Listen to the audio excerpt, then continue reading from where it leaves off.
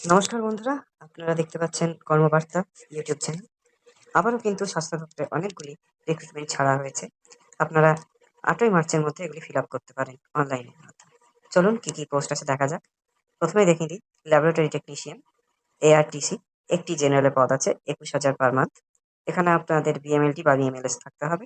DMLT বা DMLS থাকতে হবে 2 বছরের ডিউরেশনে। সাথে DMLT হলে 2 বছর, আর গ্রাজুয়েশন হলে আপনার 1 বছরের অভিজ্ঞতা থাকতে হবে।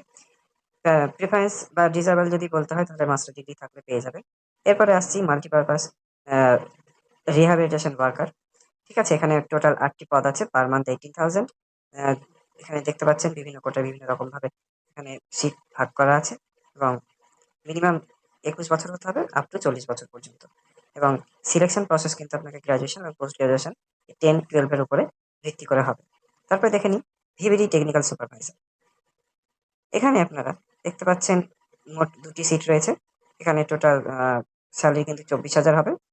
মান্থলি কনসোলিডেটেড আছে, এবং আপনাকে কিন্তু হেলথে এক্সপিরিয়েন্স থাকতে হবে।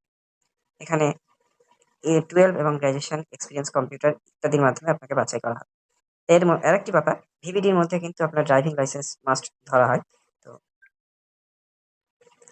এরপরে পেয়ার সাপোর্টেও একটি সিট রয়েছে। মিনিমাম এইচএস কোয়ালিফিকেশন চাওয়া হয়েছে, আপ টু 40 ইয়ার্স অ্যাপ্লিকেবল।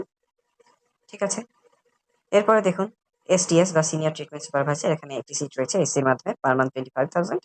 হ্যাঁ, এবং এখানেও কিন্তু 2 হুইলার ড্রাইভিং লাইসেন্স, DL লাগবে, এবং বাইক চালাতে জানতে হবে বা স্কুটি চালাতে জানতে হবে।